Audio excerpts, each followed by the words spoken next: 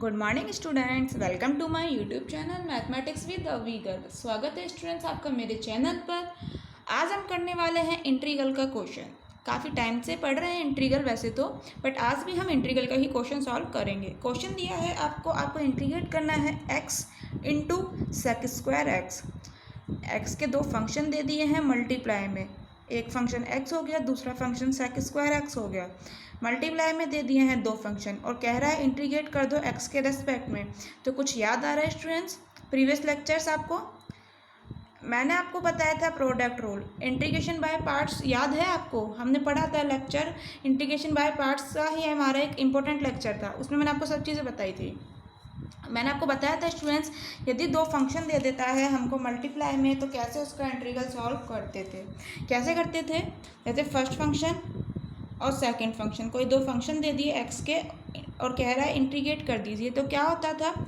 X के कोई भी दो फंक्शन है, ठीक है, क्या होता था फॉर्मूला? फर्स्ट फंक्शन को रखो, सेकंड फंक्शन को इंटीग्रेट कर दो, माइनस इंटीग्रेशन का साइन लगा के ब्रैकेट लगा के फर्स्ट फंक्शन को करो डिफ्रेंशिएट एक्स के रेस्पेक्ट में, सेकंड फंक्शन को करो इंटीग्रेट और फिर कंप्लीट का कर दो इंटीग्रेशन।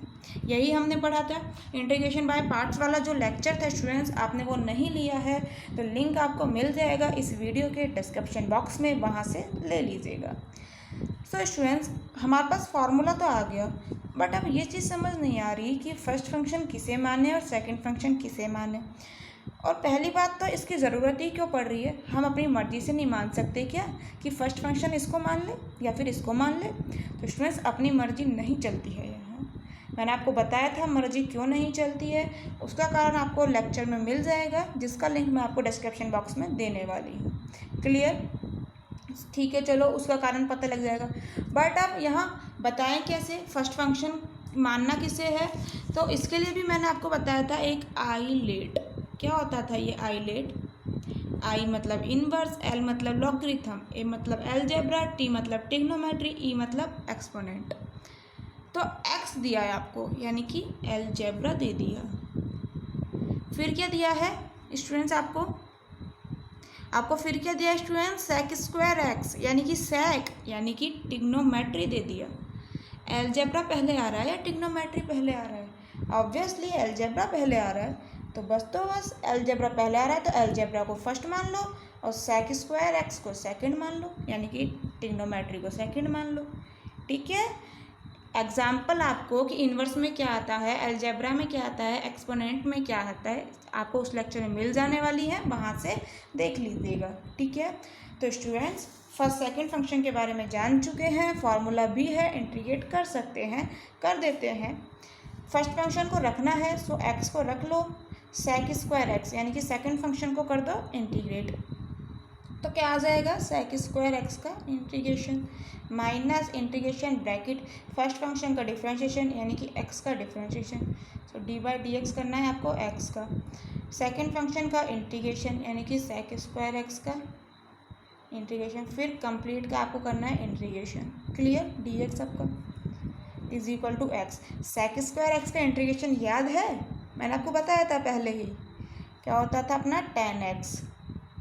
ठीक है, माइनस इंटीग्रेशन ब्रैकेट, यहाँ क्या करना है आपको? डी अपॉन डी एक्स निकालना है एक्स का, यानी कि एक्स की पावर 1 का। तो स्टूडेंट कैसे निकालते थे? मैंने आपको बताया हुआ है एक्स की पावर n के लिए फॉर्मूला n एक्स की power n minus 1।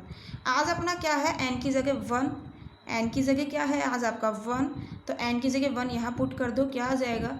1 into x की पावर 1 माइनस 1, 1 माइनस 1 जीरो हो गया, एक्स की पावर जीरो की वैल्यू 1 होती है, सो 1 इंटू 1 क्या आ गया आपका 1, यानी एक्स की पावर 1 का डिफ्रेंशिएशन एक्स के रेस्पेक्ट में आ चुका है 1। देखो पता तो लग गया सॉल्व करने पर कैसे आता है, तो बार बार सॉल्व करके नहीं देखना है, सीधे याद कर लो कि इस तरह से ही तो है ना, ये D x upon D x यही चीज़ तो लिखी है, तो ऐसे याद कर लो कि डी एक्स से डी एक्स कैंसिल आउट हो गया, वैल्यू आ गई 1। रियलिटी में तो बिल्कुल कैंसिल नहीं होता है, डी बाई डी एक्स एक आपका डिफरेंशियल ऑपरेटर है जो आपने किस पे लगाया हुआ है? एक्स पे, बट याद करने के लिए तो हम कर सकते हैं ना ऐसे कि डी एक्स से डी एक्स कैंसिल होकर वैल्यू 1 दे दिए, वैसे तो हमें पता है ही वैल्यू कैसे 1 आती है। क्लियर? सो स्टूडेंट इसकी वैल्यू आ चुकी है आपकी 1, और सेक स्क्वायर एक्स का इंटीग्रेशन अभी करा, क्या होता है? tan x ब्रैकेट बंद, और ये आपका dx is equal to x tan x minus 1 into tan x हो चुका है, सो tan x dx। अब वही प्रीवियस क्लास याद आनी चाहिए।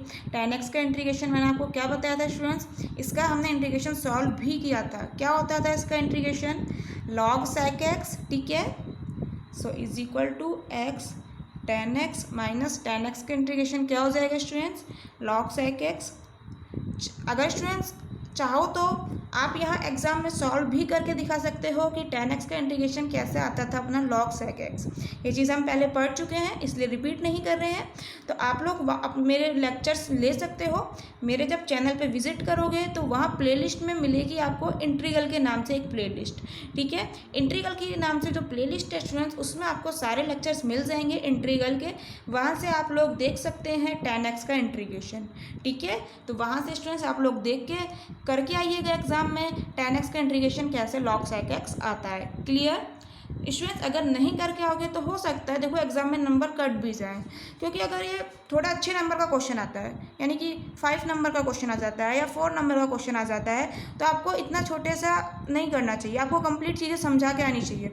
जैसे कि मैंने यहाँ आपको समझाया x की पावर n के फार्मूले से हमने डिफ्रेंशिएशन किया है, तो आप लोग ये चीज़ भी करके आइएगा एग्जाम में, ठीक है। और यहाँ लिख कर आइएगा अलग से ब्रैकेट में कि चूँकि integration of sec square x tan x होता है, इसलिए हमने ये वैल्यू लिख दी है। ये सब चीज़ लिख कर आइएगा, इससे टीचर पे अच्छा एक्सप्रेशन पड़ता है, तो आप लोगों को अच्छे से नंबर मिलेंगे, ठीक है। अच्छे से नंबर मिलेंगे मतलब कि कंप्लीट नंबर मिलने के चांसेस रहते हैं, ठीक है। सो लिख कर आइएगा tan x का इंटीग्रेशन कैसे आपका log sec x आता है, प्लस आ जाना है constant of integration c। Clear. Now students, आपको एक चीज़ और मैं बता दूँ, मैंने आपको वहाँ बताया था tan x का इंटीग्रेशन हम दो तरह से लिख सकते हैं।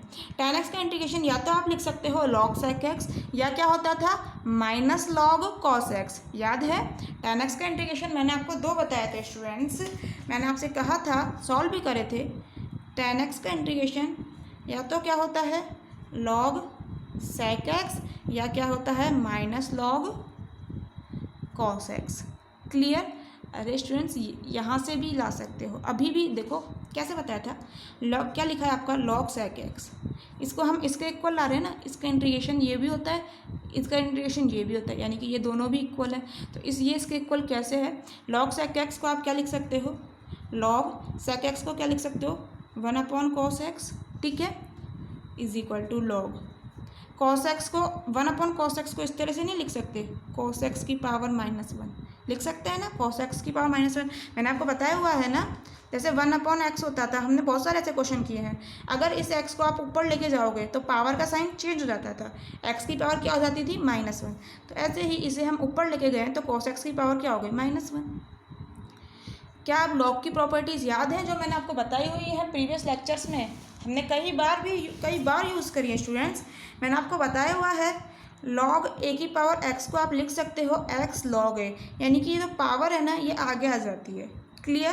तो आज आपका क्या है log cos x की पावर कितना दिया है -1, यानी कि इस -1 को x की जगह क्या दिया है आज आपको -1, तो -1 को आगे ले सकते हो और log a यानी कि log cos x लिख सकते हो। तो क्या आ जाएगा, -1 को आगे ले लिया, क्या बचा log cos x, -1 को log से मल्टीप्लाई करोगे तो क्या आ जाना है -log cos x। चीज़ समझ आई कैसे आती है, ठीक है। सो स्टूडेंट्स, इसीलिए मैंने आपको सारी प्रॉपर्टीज़ बताई हुई हैं log की, क्योंकि इंटीग्रेशन में हमें बहुत ज़्यादा यूज़ आती हैं। क्लियर। तो tan x का इंटीग्रेशन आप वहाँ से देख लीजिएगा मेरी प्लेलिस्ट में जाके कैसे आता है log sec x, और चाहो तो वहीं पर मैंने आपको ये चीज़ भी समझाई हुई है, वहाँ से समझ लो, चाहे मैंने आपको यहाँ भी बता दी।